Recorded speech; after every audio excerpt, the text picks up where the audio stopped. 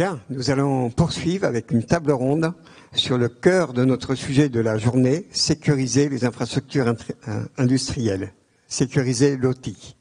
Nous avons 4 spécialistes et on a de la chance parce qu'on va avoir des retours du terrain de Michel Pansanel, groupe OT Sécurité Officer chez Air Liquide, une industrie critique, on peut le dire. Allez-y, je vous en prie. Léopold Larios, un directeur cyber, chez un assureur. Si je ne dis pas de bêtises. Hein.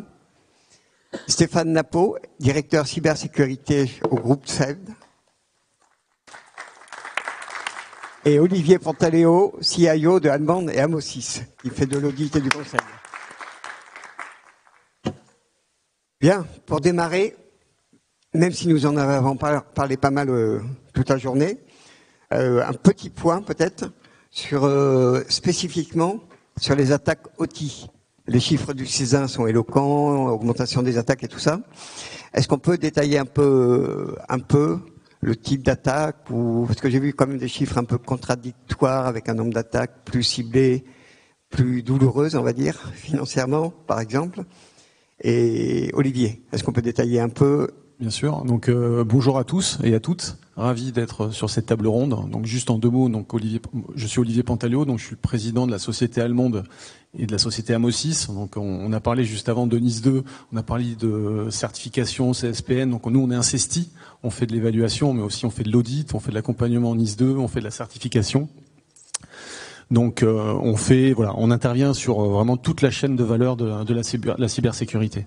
Alors pour répondre à la question sur le panorama de la menace, en fait ce que l'on voit c'est dans le monde industriel, c'est une surreprésentation de la menace étatique, donc qui va se matérialiser sur différents secteurs d'activité, celui de l'énergie, celui du transport, celui de l'eau. Donc on l'a vu, on a tous entendu parler avec le contexte géopolitique, la guerre en Ukraine, à Gaza, Israël. Donc on voit que les secteurs les secteurs industriels tels que l'énergie, le transport ou l'eau sont ciblés. Donc on voit une recrudescence, on va dire, d'attaques sur ce secteur d'activité. Ensuite, d'un point de vue OT, c'est un peu comme l'IT. Donc au sein des systèmes industriels, on retrouve des systèmes, des applications, des serveurs qui sont du Microsoft, du Linux. Donc tout ce qui touche en termes de scénario d'attaque, l'environnement IT touche de plus en plus aussi l'environnement OT. Et surtout dans cette surreprésentation de la menace étatique. Donc ça, c'est ce qu'on constate. Et ce qu'on constate, on en a parlé juste avant également, ce sont des environnements, ce sont des systèmes avec lesquels l'entreprise a des partenaires qui interagissent pour faire de la maintenance, de la télémaintenance. Et donc, on a tout un sujet autour de l'écosystème de confiance, de la chaîne, on va dire, de la supply chain, de la chaîne de sous-traitance. Et donc toutes les attaques qui sont ultra présentes dans le domaine de l'IT le sont également de plus en plus sur l'OT. Ok. Donc pour résumer, si j'ai bien compris, on a une augmentation des menaces étatiques depuis la guerre en Ukraine et même avant.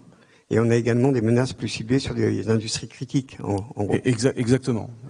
Et on voit une recrudescence, vous l'évoquiez, avec le CESIN, avec une explosion des attaques, des ransomware typiquement. Donc on voit que je crois que le coût payé en termes en rançon, au niveau mondial, en 2023, c'est plus d'1 milliard de dollars de rançon payés, où on était en 2022 à 200 millions. Donc, et en fait, aujourd'hui, on fait pas de distinguo entre l'OT et l'IT. On l'a vu sur la présentation précédente. NIS 2, c'est OT plus IT. Donc, on essaye de réguler, mais on va en parler aussi de la régulation. On peut chiffrer, on peut quantifier un peu le nombre d'attaques sur l'OT qui viennent par l'IT, le nombre d'attaques qui viennent directement attaquer l'OT. Enfin, c'est compliqué. Alors, j'ai pas de chiffres, donc je vais pas m'aventurer là-dessus pour donner des informations qui seraient pas bonnes. Par contre, on retrouve les mêmes facteurs, d'intrusion, d'attaque. On parle de l'humain, en IT comme en OT. Ce qui est ciblé avant tout, c'est l'humain. Et donc, donner des chiffres sur le nombre d'attaques ou le ratio IT-OT, j'ai pas de chiffres, je sais pas répondre à la question.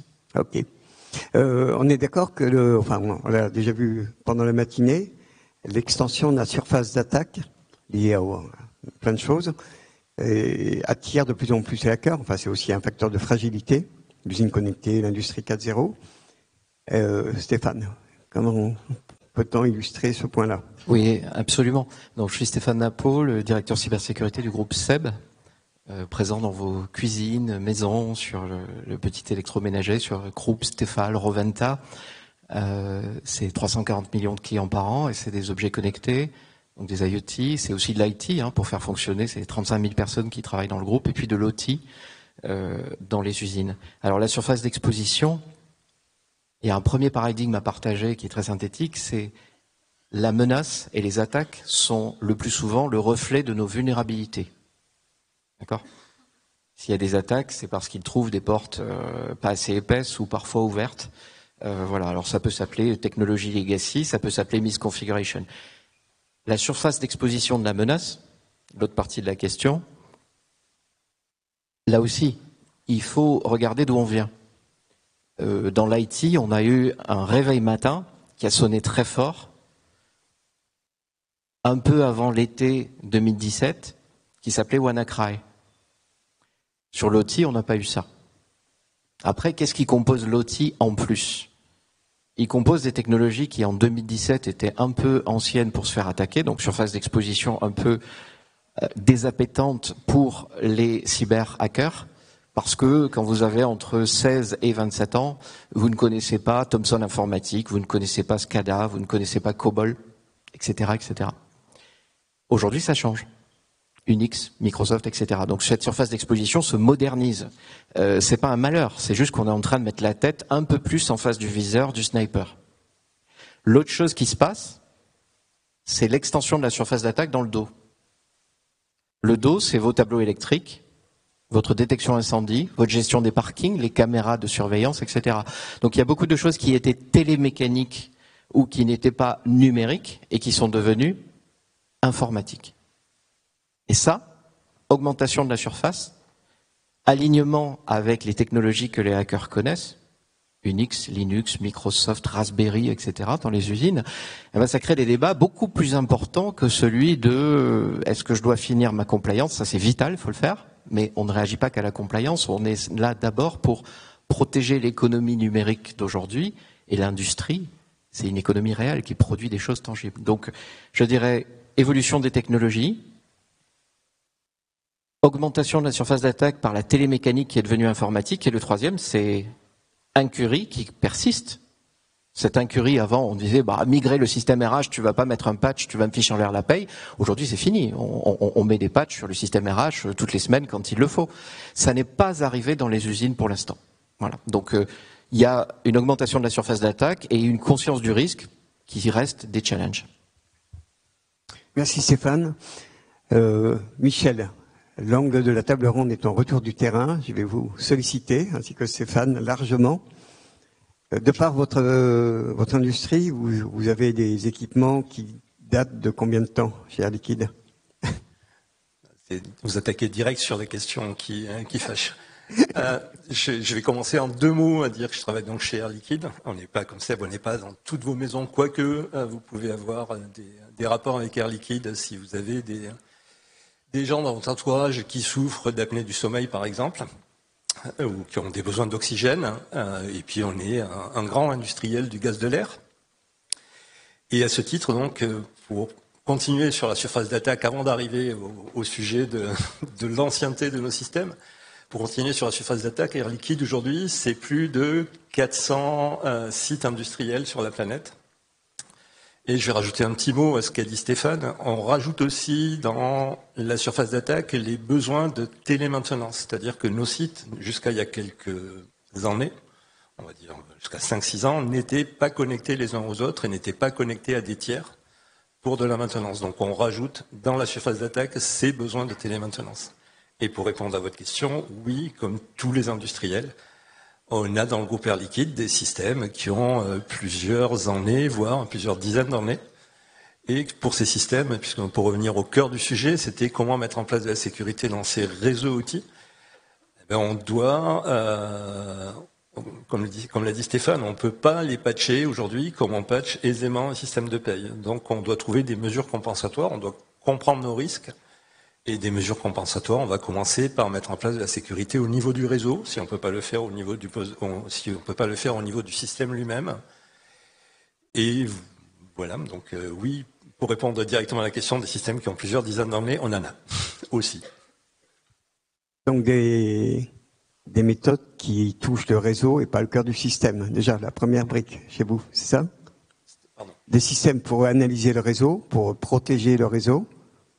Oui, on va commencer par déployer de la ségrégation de nos réseaux industriels vis-à-vis de nos réseaux informatiques standards. Donc une des premières choses qu'on a mis en place dans le groupe, c'est cette ségrégation. C'est s'assurer qu'on ne peut pas aller directement de nos systèmes d'information de gestion vers un système d'information industriel. Pour faire ça, je vais pas rentrer dans les détails techniques, c'est pas le lieu, c'est pas l'heure, mais on trouve des modèles. On a par exemple chez nous utilisé un modèle qui s'appelle le modèle de Purdue, qui est celui qui est référencé dans les standards industriels qu'on s'applique. J'ai vu je m'autorise à le dire puisque le standard était dans les slides de nos prédécesseurs, dans l'IEC 62443. Donc on applique un modèle de ségrégation réseau qui va décrire ce qu'est un système industriel, ce que sont dans un système industriel des automates, ce que sont dans un système industriel des PLC, ce que sont des DCS, ce que sont des systèmes de gestion des automates. Donc on va décrire tout ça et on l'a fait pour la plupart de nos sites industriels aujourd'hui. Vous avez cartographié l'ensemble, vous êtes en cours de cartographier 100% de votre parc OT. Cartographier nos systèmes, oui, et dire dans quelle zone réseau ils sont et du coup quels sont les risques qu'on va vouloir couvrir sur ces systèmes. Et voilà. Stéphane, peut-on préciser un peu, je suppose que vous avez les mêmes approches, première question, et la deuxième, ce sera comment mesurer après les risques. La première approche, c'est de pas reculer déjà. Ça semble un jeu de mots, mais ça n'en est pas un. Dans l'OT, la culture sûreté et sécurité physique est très forte. On lutte dans le monde entier. Nous sommes présents par exemple dans 150 pays. Il y a des dizaines d'usines dans le monde. On lutte contre les incidents physiques. Donc la première approche, c'est déjà de faire rentrer cet esprit. Et effectivement, la surveillance, décrite par Michel, très bien, est le facteur. Mais la surveillance, beaucoup de gens commencent par un SOC OT. Ouais. Sur quoi? Quelle est la taille du terrain sur lequel on doit jouer? Donc un SOC OT soulève la problématique qu'on oublie depuis le COBIT de l'acquisition des OT. COBIT, on n'a pas de cobot pour OT, mais ça marche aussi. Prenez COBIT, les dernières versions, et vous mettez acquisition. Donc les acquisitions d'OT, aujourd'hui, il faut les mettre sous pilotage pour savoir qu'est-ce qu'on a, qu'est-ce qu'on n'a pas. Chez nous, chez les partenaires et chez les télémainteneurs qui viennent à distance depuis leur société. Et l'autre chose, c'est dans quel état ça se trouve. Donc aujourd'hui, clairement, l'IT Asset Inventory doit être reproduit par l'OT Asset Inventory.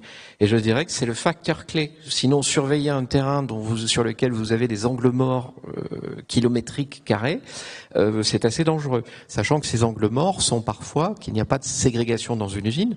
Je vous le redis, vous protégez bien votre usine, vous surveillez ce que vous possédez, sauf que le hacker, il ne voit pas les possessions. Donc quand il arrive, il va voir vos caméras sur le parking dont je parlais tout à l'heure, ou un module de thermostat dans des climatisations, et il va voir que de là, il voit tout le reste du réseau. Et donc, il vous attaque pareil. Voilà, en vous coupant peut-être en plus le chauffage, la clim qui arrête les serveurs, ou l'électricité qui arrête tout. Donc aujourd'hui, on a tendance à peut-être, pardon pour l'expression, mais se faire plaisir sur la surveillance et la prioriser par rapport à l'OT Asset Inventory. C'est vital. On parlera après de la ségrégation dans d'autres moments, je pense à d'autres questions, mais je dirais qu'il faut être pragmatique là-dessus.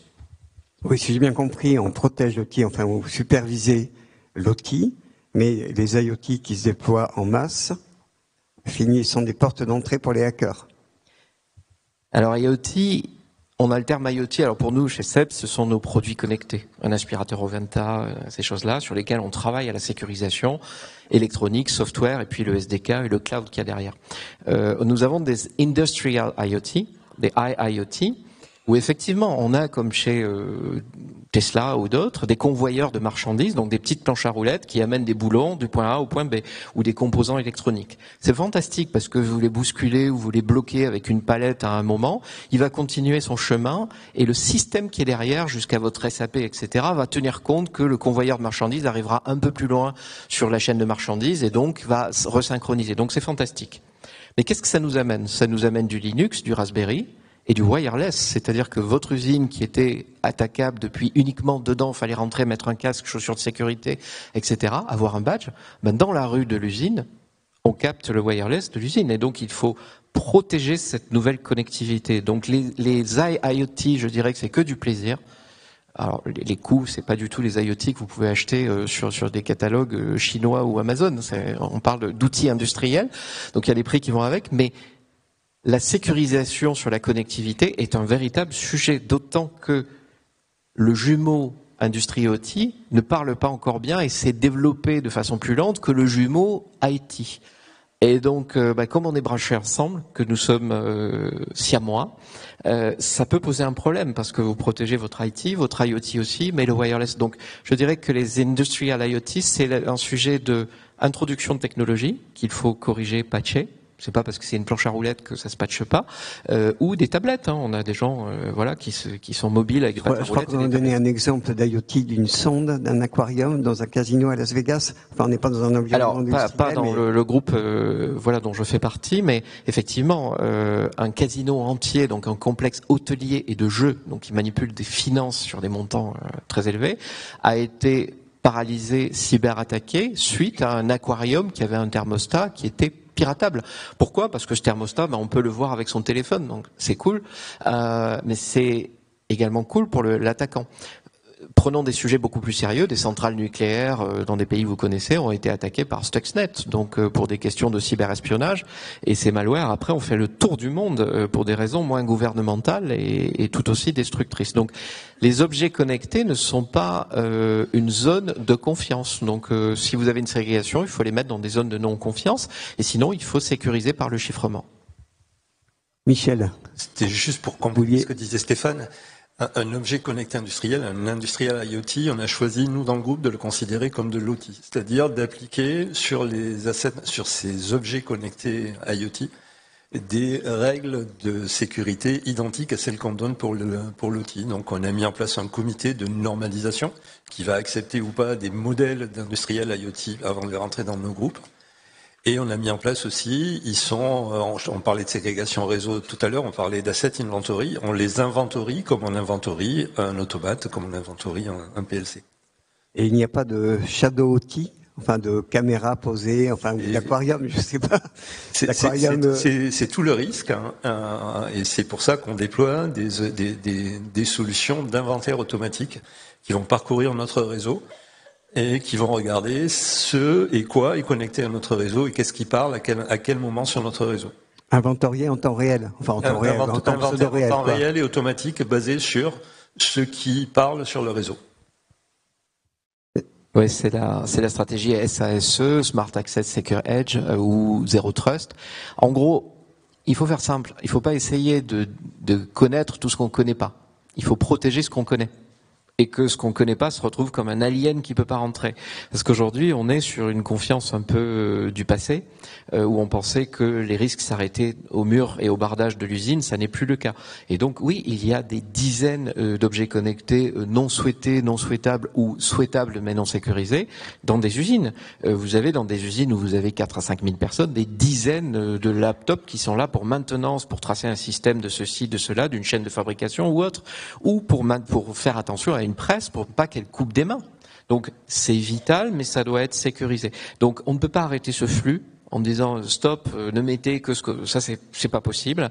Donc il faut bien décréter qu'on maîtrise ce qu'on connaît et le reste on le met dans un club à part, soit pour les truster et les inventorier, voilà. Et moi je crois beaucoup à l'inventaire temps réel rapproché aux vulnérabilités. Donc si c'est quelque chose de nouveau qui n'était pas dans l'inventaire de la photo d'avant, c'est peut-être pas bien. Et si en plus c'est pas à jour et qu'en plus c'est pas souhaité, on le met dans un parking. Il y a des technologies qui s'appellent NAC ou des choses comme ça qui sont vieilles, mais qui aujourd'hui peuvent être dépoussiérées pour faire des choses intéressantes.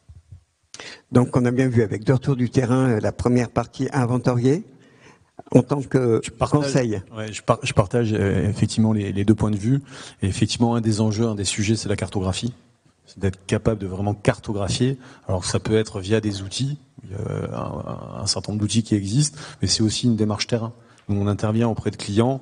Ces clients-là, on est obligé d'aller sur site, d'aller travailler avec eux, parce qu'il n'y a pas la maturité, il n'y a pas encore la connaissance de l'ensemble de l'environnement. Et donc, pour certains clients, ça peut prendre du temps. Donc, mais la cartographie, c'est quelque chose qui est essentiel.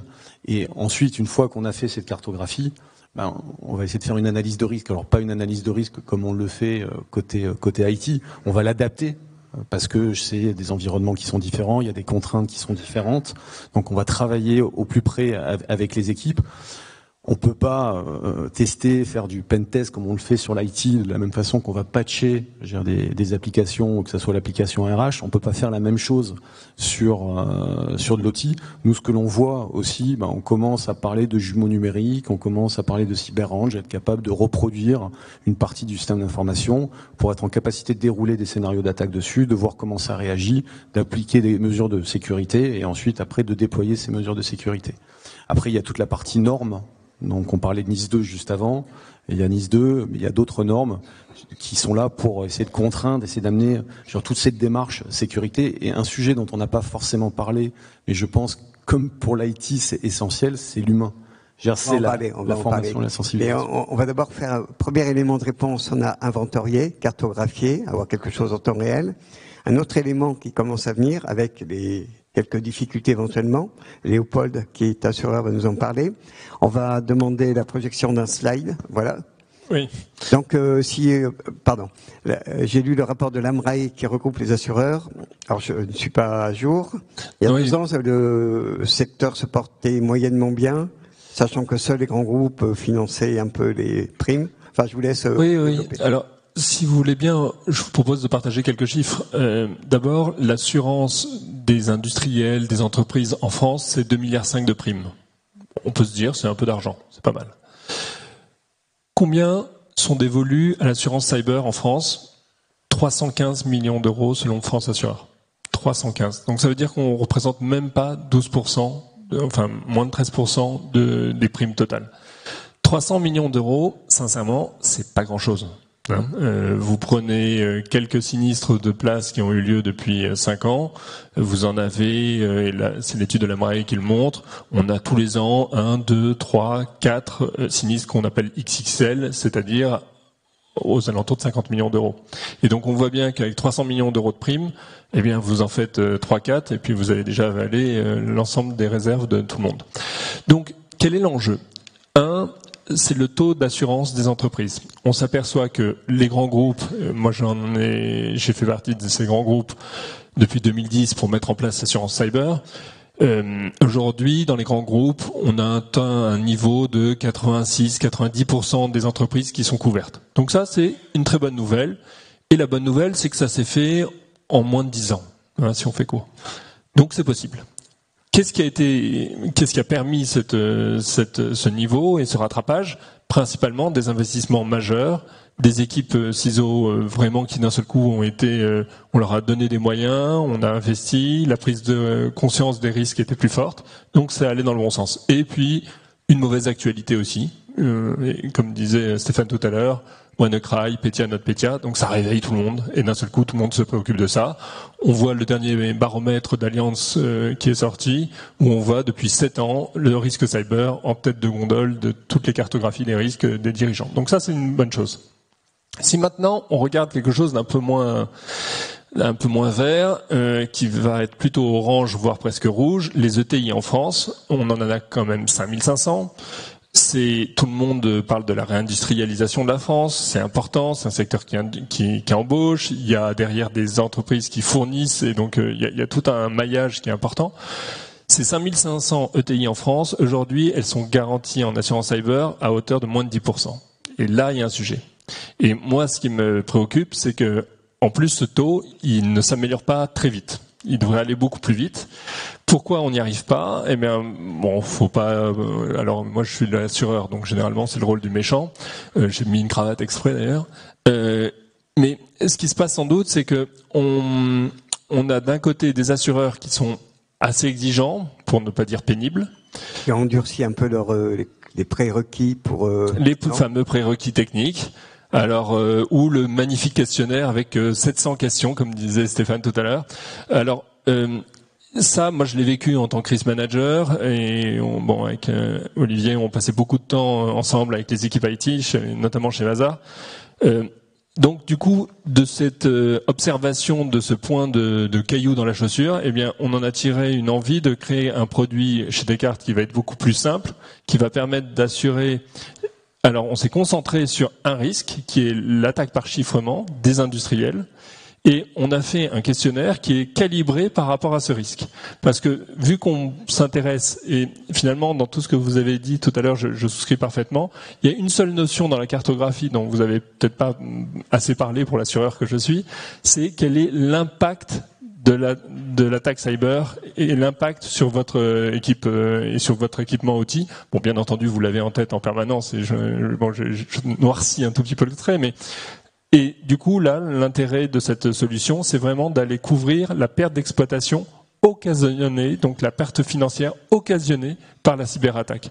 Et ça, finalement, souvent, l'assurance traditionnelle, eh bien, elle découvre, entre guillemets, cet enjeu et ces montants le jour du sinistre. Nous, avec notre approche, au contraire, on la regarde avant la souscription. Alors, on parle tout de suite des choses qui vont mal, mais l'avantage, c'est qu'on est vraiment dans une garantie qui est vraiment positive et on s'éloigne et finalement, en ça, on se rapproche du souhait de la CPR, donc c'est notre superviseur des assureurs, qui demande à ce que les silent covers soient sortis et qu'on ait bien des garanties qui soient positives et explicatives de ce qu'on couvre.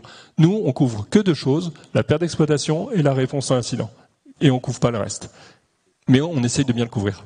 Si je résume, toujours un problème d'ETI, enfin du nombre d'entreprises, mais par contre plus de maturité dans les produits proposés par les assureurs. Enfin, on a essayé. Pour l'instant. On a essayé, oui. Si, et question pratique, vous avez combien de questions dans votre questionnaire pour les entreprises, Léopold? Nous, 50. Bon. Donc c'est bon, je pourrais revenir après dessus, mais ouais. Une cinquantaine de points de signaux. Bon, c'est peut-être beaucoup et encore trop. J'en suis désolé. Donc là, on a une deuxième brique de la mise en place de la sécurisation d'un système OT. On a l'aspect cyberassurance. On verra après comment mesurer un peu mieux les risques, quoi. Olivier, vous aviez parlé du facteur humain. Michel en a aussi beaucoup parlé comme quelque chose de central. Le problème reste entre l'écran et la chaise. C'est vrai en IT, c'est vrai en OT. Donc il faut accompagner, les utilisateurs dans une démarche. En plus, Stéphane l'a évoqué, il y a une culture de la sécurité dans le monde industriel. Autant capitaliser dessus. Par contre, ce sont des nouveaux risques. On voit émerger au sein des systèmes d'information industriels des technologies, on l'a évoqué, Microsoft, Raspberry, Linux, donc avec des réseaux qui sont à plat. Donc, il faut accompagner les personnes, les gens qui travaillent sur ces environnements pour qu'ils intègrent au plus tôt toute la dimension sécurité, Donc, la formation, la sensibilisation, l'accompagnement et pour nous, je pense que c'est partagé par mes collègues, quelque chose d'essentiel. Parce que le risque humain, les attaquants, ils vont cibler l'utilisateur, ils vont cibler l'humain. On voit de plus en plus de groupes d'attaquants, surtout quand on parle de menaces étatiques et de surreprésentation de menaces étatiques, qui peuvent arriver jusqu'à mettre la pression sur les utilisateurs, des utilisateurs qui ont des accès.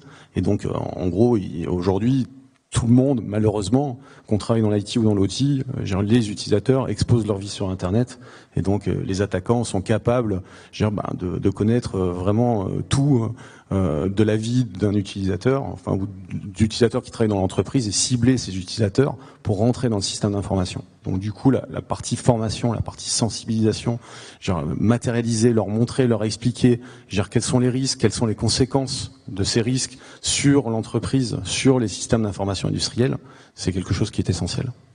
Vous avez développé des formations spécifiquement pour le secteur OT, pour les opérateurs, pour les usines, pour les gens qui travaillent, ou c'est des formations génériques comme sur l'IT? Les sujets, les thématiques sont les mêmes. Donc, par contre, on essaye d'adapter, de contextualiser à l'entreprise, à l'environnement, pour que les utilisateurs se reconnaissent. Donc, il faut adapter les contenus pour qu'ils soient applicables dans leur environnement. Donc, par contre, on part des mêmes souches et c'est les mêmes bases.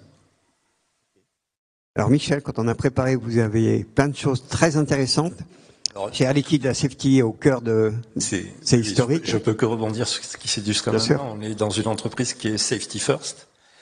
Et donc, on essaye au maximum de réutiliser cette culture d'entreprise pour la cybersécurité. Et donc, commencer nos meetings par un moment safety. C'est quelque chose qui est dans les mœurs de la société. Dans nos usines, les réunions commencent par un moment safety. Et donc, notre valeur ajoutée en tant qu'équipe cybersécurité, c'est rajouter, en plus des moments safety, leur proposer de faire des moments cybersécurité. Et on met à la disposition des managers de nos correspondants cybersécurité dans le groupe, on leur met à disposition une bibliothèque de moments cybersécurité dans lequel ils peuvent venir piocher. Je crois qu'on a plus de 200 moments cybersécurité à leur disposition. Ça peut être un petit film qu'on a trouvé intéressant sur YouTube, ça peut être quelque chose qui a été fait par une autre entreprise qu'on a trouvé intéressant, c'est des créations Air Liquide. Mais voilà, l'idée c'est de continuer et d'amener la cybersécurité au début de chaque réunion. Ça fait partie des activités régulières, intrinsèques d'Air Liquide, de parler de la safety systématiquement. De parler de la safety, oui, et notre objectif c'est de faire en sorte qu'on parle aussi de la cyber. Et je crois que vous avez, le CODIR est impliqué. On a un sponsorship fort, oui, pour la cybersécurité de l'OTI. On a un sponsorship fort qui est jusqu'au CODIR, oui, tout à fait. Et vous enrichissez forcément cette base de 200 scénarios phishing, c'est quelque chose de classique. Mais si vous trouvez d'autres scénarios d'attaque, vous enrichissez votre base pour être un peu up-to-date, j'allais dire. Alors là, on mélange. Oui, il y a deux choses. Ouais. Sur le phishing, tous nos employés reçoivent entre 3 et 6 mails de phishing de test par an. Et on mesure leur capacité de réaction à ces mails. Là, je parlais de moments de sensibilisation cyber qu'on leur donne. Et plus particulièrement sur l'OTI, je peux compléter, on a créé un petit séminaire de sensibilisation qui prend 30 à 45 minutes pour apprendre ce qu'est la cybersécurité dans le monde de l'OTI. Chez Stéphane ? Pareil, enfin pareil, pas forcément pareil, mais vous avez aussi une démarche active pour sensibiliser régulièrement vos équipes en interne ? Oui, je pense que la menace étant omniprésente et quasiment avec les mêmes possibilités d'attaque pour tout le monde, il serait bizarre que des entreprises fassent différemment. Donc l'humain est au cœur de la cybersécurité, c'est l'un des maillons faibles, l'un des actionneurs. Après, ce qu'il faut voir, c'est l'humain comme un facteur de sécurité et pas comme un vecteur de problème. Voilà, parce que si vous victimisez l'humain, c'est compliqué, etc. Donc il faut acculturer, expliquer. Et côté OT, en fait, on part de plus bas. C'est pas que les gens sont plus bêtes.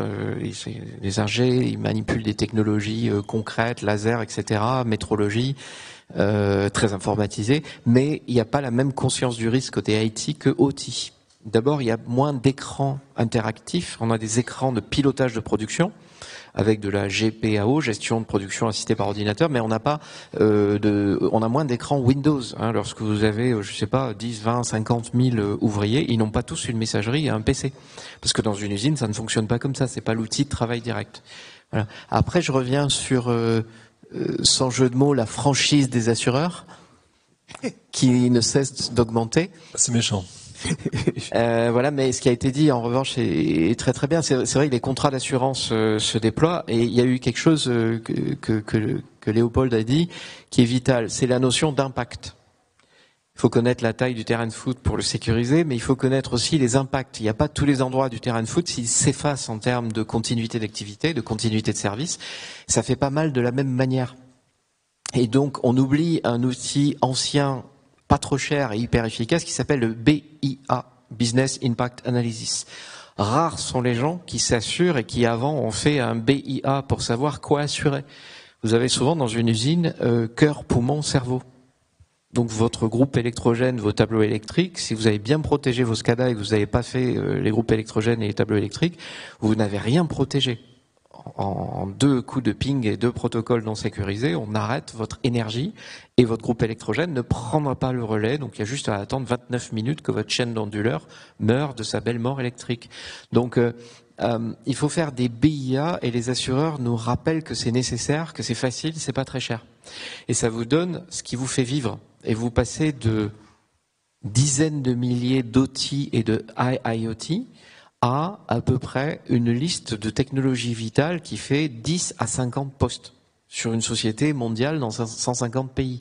Donc dans des ETI, ça, voilà. Donc il faut réduire la complexité plutôt que de s'inquiéter pour le sujet qui grossit et les budgets qui grandissent pas. En fait, il faut faire des focus. Et le BIA est un élément de synthèse qui fait gagner du temps et de la pertinence.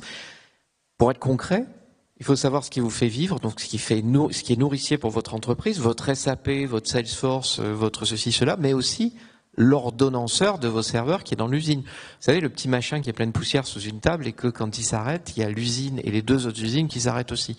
Voilà, donc un simple ordonnanceur peut tout faire. Donc un BIA, il faut quand même se gratter un peu la tête. Ça prend pas trop longtemps à faire, mais une fois que c'est fait, vous avez vos RTO, Return Time Objective. Et avec ça, vous avez une liste pour dire je te sécurise d'abord, toi après, lui plus tard, etc. Et donc le BIA et la notion d'impact, on l'oublie. On travaille beaucoup sur la protection de tout et on oublie parfois l'important. Ce qui permet de hiérarchiser et d'adresser. Je pense que Léopold va nous préciser un peu les méthodes justement, avec BIA ou pas. Alors, on va demander le slide suivant. Oui, on peut la mettre si on veut. Pour rebondir sur ce que Stéphane vient de dire, bien entendu, la franchise, c'est un vrai sujet. En fait, c'est typique de la fréquence. En fait, le sujet de la fréquence, l'assureur, il sait pas bien le traiter. Et en fait, la première réaction qu'il va avoir, c'est d'augmenter la franchise pour finalement faire un peu une technique d'autruche et ne plus voir quand il y a des coups de jus qui remontent. C'est une bonne idée parce que financièrement, ça lui permet de se sécuriser. C'est une mauvaise idée parce que du coup, on ne voit pas et on ne voit plus ce qui se passe en dessous. L'industriel, lui, il sait bien le nombre d'incidents qu'il a eu, il sait bien combien de temps ça a duré, il sait bien quelles ont été les pertes. L'assureur, lui, d'un seul coup, il implémente une black box. Et il va rester pour le risque d'amplitude. Alors, ce qui tout double. Chez nous, on n'est pas très, chez Descartes Insurance, on n'est pas très joueurs. Donc, pour vous illustrer mon propos, j'ai essayé de simplifier avec cette slide que l'on a construite pour cela. L'explication est la suivante. 1, on essaye de valoriser toute l'information qui existe et qui est disponible. Alors, la première qu'on a souhaité nous utiliser, c'est une solution développée par la société allemande qui s'appelle Board of Cyber. On utilise le scan externe de vulnérabilité, donc ça vous connaissez tous, et on vient extraire cette information et on l'injecte dans notre modèle, et on a été un des premiers assureurs à utiliser cette information pour pricer et pour qualifier finalement le risque. Ensuite, on regarde effectivement quels sont les actifs clés. Donc tout ce travail d'identification des actifs, il est fondamental, on en a besoin. Ensuite, on a des signaux, donc une 50aine de signaux qui sont extraits de notre questionnaire, mais finalement, tout ce que j'ai entendu cet après-midi font que typiquement Air Liquide, Groupe SEB, c'est des clients chez lesquels j'adorerais aller demain. Parce que typiquement, on voit bien qu'il y a un niveau de conscience des dirigeants qui est fort. On voit bien que down at the top, on voit bien qu'on descend, on voit bien que l'awareness, on s'en préoccupe, on voit bien que la partie ségrégation, elle est native, elle est sécurisée.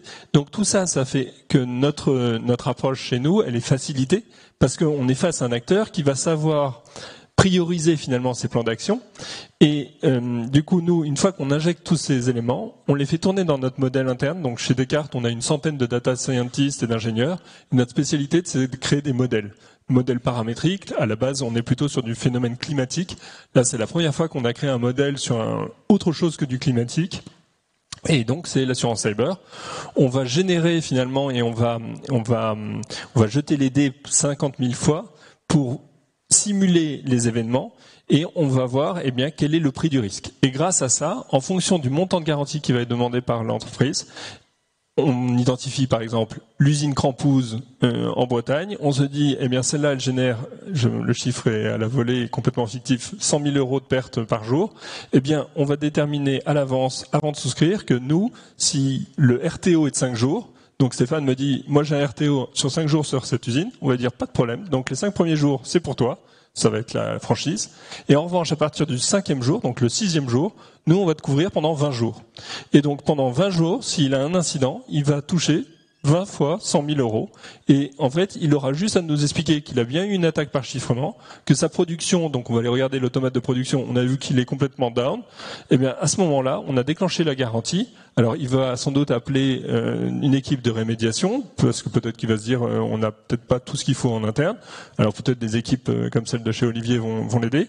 Et à ce moment-là, nous, une fois que c'est relancé, on va attendre que le directeur financier nous dise, eh bien, j'ai subi une perte de 2 millions d'euros, et on va envoyer un chèque sous 21 jours. Et donc c'est ça, et c'est en ça qu'on a simplifié finalement l'approche. Et c'est ça la grande différence. Moi, en tant qu'ancien risk manager, les meilleurs temps d'indemnisation que j'ai réussi à obtenir, c'était 6-9 mois. Et j'appelais l'assureur tous les jours. 9 mois plus tard, j'avais seulement mon chèque.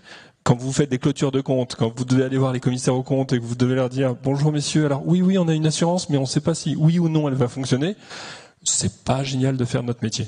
Donc, vaut mieux avoir un assureur qui vous dit, moi, j'indemnise peut-être moins que les copains, mais en tout cas, ça va aller plus vite et on sait quand est-ce que ça va se déclencher et quand est-ce que ça va pas se déclencher. Voilà. Ça paraît clair. Stéphane, la réponse était satisfaisante en termes de franchise? Oui, non, on a typiquement besoin de l'assurance. Dans les approches des risques, vous savez que vous avez les risques que vous pouvez réduire, les risques que vous pouvez accepter, voilà, et en général les gens s'arrêtent là, mais il y a aussi les risques que vous pouvez transférer à un assureur. Alors ce qu'il faut faire attention, c'est que tout n'est pas transférable, donc dans l'assurabilité, les assureurs sont de très très bons conseils, comme d'habitude d'ailleurs, ça voilà. Et en fait, des risques qui portent sur votre continuité d'activité et la production perdue s'assurent très bien. Voilà. On a même des risques qui peuvent porter sur le fait d'être court sur vos ressources. Les grands groupes ont des équipes donc qui sont substantielles pour la cybersécurité, l'IT, etc. C'est pas le cas du tissu industriel qui est au milieu et qui est vraiment important. Donc les ETI peuvent avoir besoin d'un cryptographe pendant la crise ou d'un cabinet qui va permettre de trouver les indices avant qu'ils soient détruits et pour essayer de recalculer des clés de déchiffrement, puisqu'aujourd'hui les gens se sentent tout de suite victimes et ne savent pas qu'il y a des traitements possibles avant de payer la rançon. Voilà, donc sans rentrer dans ce débat juridico-légal et embargo, en fait, l'assurance est l'un des leviers de la cybersécurité. Ça n'empêche pas de se faire tirer dessus, mais ça permet, si on n'est pas mort, parce qu'il y a des attaques qui peuvent tuer au premier coup, aujourd'hui il faut en tenir compte. Beaucoup de boards ont des statistiques de la semaine dernière et du mois d'avant, alors c'est super. Les données sont fiables. Mais est-ce que la météo qui vous intéresse est celle de la semaine dernière? Est-ce que ça sert à quelque chose si vous allez sortir le bateau? Non, ce qui compte, c'est la météo du futur. Et donc, on a ce problème de prévisionnisme. Et l'assureur aide beaucoup là-dessus.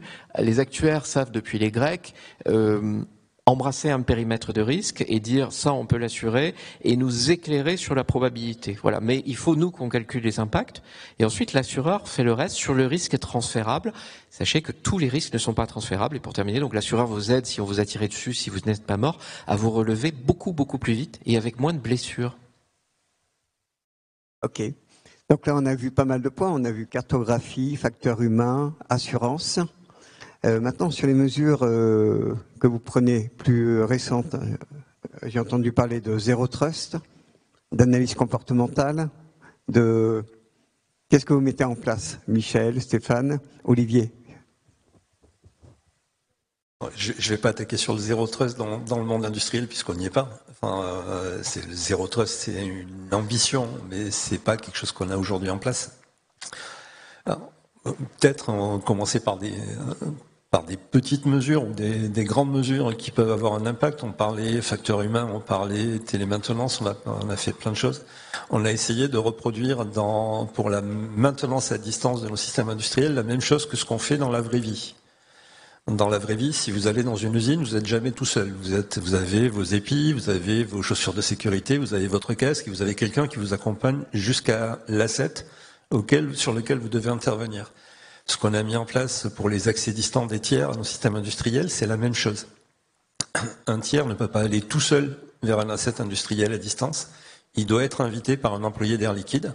Et cet employé d'Air Liquide va partager sa session avec le tiers. Et donc, on va pouvoir voir tout ce que fait le tiers pendant tout le temps où le tiers interviendra sur notre système d'information. Et dès que l'employé Air Liquide se déconnecte, le tiers sera déconnecté. Donc c'est pas du zéro trust, c'est pas un énorme concept. Un accompagnement sécurisé, on pourrait dire. Oui, et c'est simplement explicable on reproduit la même chose que ce qu'on fait dans la vraie vie, dans le domaine du numérique. Donc, oui. C'est valable pour les MSSP? Enfin, si vous avez des gens externes qui travaillent sur la partie cyber, ils sont également accompagnés par quelqu'un d'Air Liquide ou comment ça se passe? Là, j'étais pas sur les MSSP, j'étais sur l'accès d'un tiers mainteneur à un système industriel. Nos MSSP, ils peuvent pas aller jusqu'à nos systèmes industriels.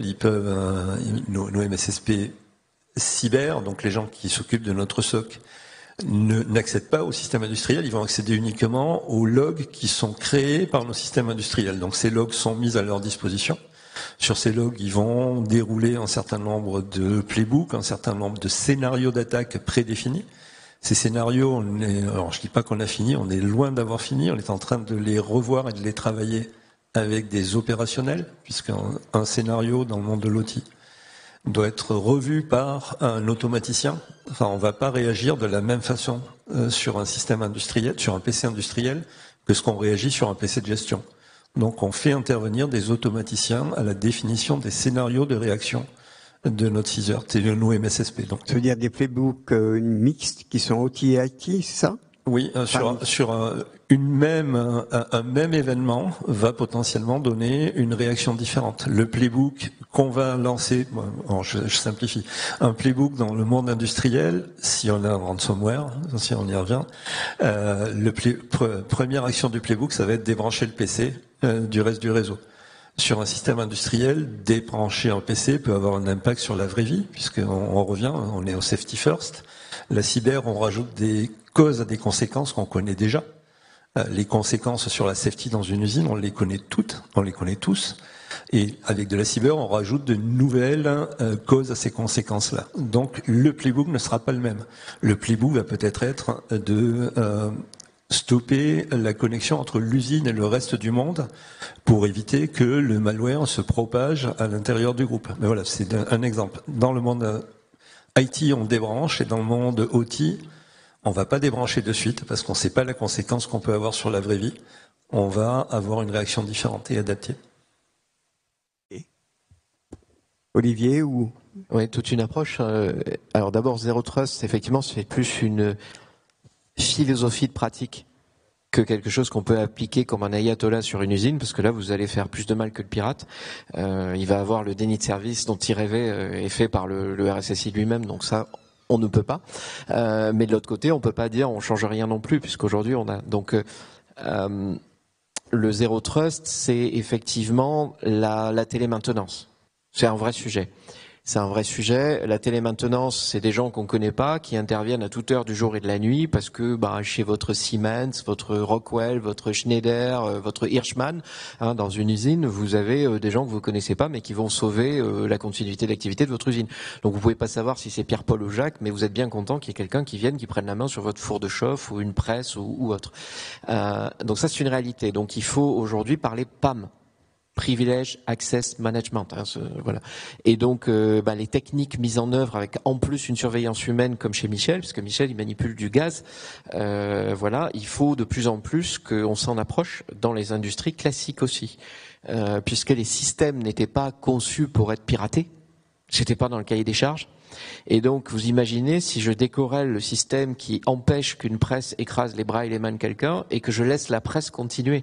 Donc, il faut faire en sorte que dans le développement des outils, donc là, je dis quelque chose d'important, c'est que le Zero Trust, c'est à l'idéation et à la création des outils eux-mêmes. Je parle d'une chaîne de fabrication, du développement applicatif qui va avec. Pour dire, si les capteurs sensors il n'y a pas de bras, donc la presse peut descendre. S'il marche pas, la presse doit automatiquement. C'était bien souvent conçu comme ça. L'industrie est très sage dans sa conception. Pour ceux qui connaissent les développements, elle traite les données de sortie, ce qu'un informaticien fait pas souvent. On traite beaucoup les données d'entrée. Les données de sortie, c'est les métros, les trains et les systèmes de haute sûreté qui les gèrent. Et dans l'industrie, voilà. Donc il faut s'assurer aussi par conception que le Zero Trust est là. Et dire la machine est piratée, voilà. L'autre chose aussi, c'est qu'on est trop dans l'informatique. Et on dit, ouais, la machine elle s'est arrêtée ou on m'a volé des données. Donc déjà, les gens ont arrêté de dire que la cybersécurité c'est de la data. Parce que dans l'industrie, on sait tous très bien ici, tous les quatre, qu'on peut ne pas se faire voler 1 gramme de data du tout, et bloquer un réseau mondial d'usines ou de centrales nucléaires, et vous voyez ce qui peut se passer. Donc la cybersécurité, c'est pas que de la data du tout. Le traitement s'arrête entre entrée et sortie et c'est fini. Donc ça c'est important. Et l'autre chose, c'est la finalité. Une pompe s'arrête. Ouais, bof. Ouais, une pompe s'arrête avec des trucs toxiques qui repartent dans la rivière de la municipalité d'à côté. C'est un risque Céveso pour certains. Ou chez Michel, on commence à avoir un truc qui surchauffe. Il y a du gaz à côté chez Air Liquide. Donc voilà. Donc toute la sûreté, la cybersécurité et la sécurité, c'est pas des choses où il faut travailler sur uniquement la gouvernance et les silos. Il faut en regarder la transversalité et faire des chaînes de valeur. Et il y a de l'IT qui parle à de l'OT et qui parle à des risques de safety. Et Olivier, je suis vous voyez chez les... Oui, j'imagine. Ce dont on n'a pas parlé et qui complète un peu tout ce qu'on a dit, c'est aussi on va dire, la régulation, le régulateur, gère les normes de sécurité. Donc on l'a parlé tout à l'heure dans NIS2 avec la partie CSPN sur les produits, avec l'accompagnement de tiers, avec des qualifications, des certifications adaptées. Il y a des guidelines de l'ANSSI, il y a des guidelines de l'ENISA, donc qui s'appliquent au monde de l'OT. Donc je pense que aujourd'hui il y a une prise de conscience. On évoquait NIS2 juste avant. NIS2, IT plus OT. NIS1, c'était quelques centaines d'entreprises. NIS2, c'est 15 000 entreprises. Et donc il faut adresser vraiment toute la chaîne de valeur. Donc aujourd'hui, je pense qu'il faut être assez pragmatique dans la démarche et essayer de tirer parti du meilleur du monde industriel. Donc avec des valeurs safety qui sont innées, et derrière amener une culture cyber, donc la formation, la sensibilisation. Et pour ça, pas essayer de réinventer la roue, être pragmatique, parce qu'on peut pas faire des pentests sur un système industriel. Si on fait tomber le système industriel, la conséquence un peu compliquée. Et on peut pas mettre à jour un système industriel comme on met à jour une application bureautique. On l'a évoqué tout à l'heure. Donc voilà. Donc il y a des guidelines. Donc il faut suivre les guidelines. Moi, je pense que si on récapitule un petit peu, ce qu'on s'est dit, la cartographie. Donc on parlait de tiers, on parlait d'accès, de télémaintenance, d'accès distant. NIS2, il y a une contrainte forte, c'est-à-dire dans l'évaluation des tiers avec lesquels on va travailler, son l'écosystème de confiance. Si le tiers se fait pirater et que par rebond, il arrive à rentrer dans le système d'information, que ça soit IT ou OT dans le cas présent, la conséquence, ça peut être désastreuse. Donc il faut regarder cet écosystème, il faut essayer de se mettre en conformité avec la réglementation, avec le législateur, avec NIS2 par exemple. Et derrière, donc cartographie, BIA, comme l'évoquait Stéphane. Je pense qu'effectivement, c'est assez pragmatique comme démarche, mais le délai d'indisponibilité, donc maximum acceptable pour un système d'information et tous les composants qui composent ce système d'information. Si on se pose déjà ces questions, ça permet d'avoir un avis sur l'impact et donc de prendre les bonnes mesures et surtout faire les choses dans l'ordre. Donc toute la partie analyse de risque. Et toute la partie formation, sensibilisation, qualifier, certifier les produits, voilà. Et on parlait tout à l'heure nous on commence un peu à le voir, mais ça peut coûter relativement cher, tout ce qui est jumeaux numériques. Donc pour essayer de simuler des scénarios d'attaque, donc sur des environnements sur lesquels en prod on peut pas le faire. Voilà, pour avoir des concerne analyse comportementale, intelligence artificielle, vous commencez à avoir des utilisations. Alors un peu les buzzwords. L'intelligence artificielle, on la voit côté attaquant. Donc on la voit côté défense, on la voit côté défense, côté IT. Donc côté OT, on l'a évoqué, c'est un peu, la maturité est différente et la façon d'adresser le sujet est différent. Donc autant qu'on soit IT ou OT, l'attaquant il va utiliser les mêmes technos, la même façon de faire, il va capitaliser sur l'IA. Autant l'IA côté OT, je pense que là on est un peu trop tôt. Ok. Elle arrive. L'IA arrive dans l'industrie. L'industrie est toujours pionnière dans l'adoption de beaucoup de technologies. Elle arrive concrètement. Alors elle arrive de façon voulue et elle arrive de façon subie aussi.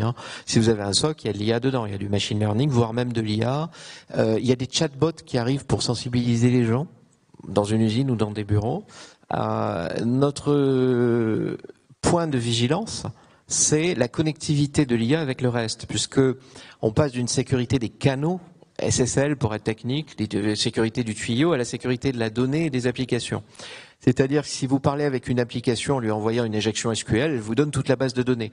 Mais s'il y a un interprète qui s'appelle coucou, je m'appelle chatbot, chat quelque chose, et que vous dites donne-moi la base de données, eh ben ça marche. Et vous avez l'OWASP, un organisme de sécurité, qui explique comment on fait des injections en discutant l'affaire avec un chatbot. C'est tout aussi dangereux. Vous pouvez exfiltrer de la donnée, vous pouvez bloquer des systèmes. Et ceux qui pensent que l'IA n'est pas connectée à tout, c'était un peu vrai jusqu'à l'an dernier, parce que l'IA, elle était loin, mais on a déjà tout connecté avec tout. Donc l'IA du partenaire, si on veut pas d'IA chez soi, elle va peut-être déclencher des mécanismes, des automatismes sur nos actionneurs, nos SCADA, etc. Voilà, donc l'IA, c'est un centre de commande, c'est une interface homme-machine comme une autre.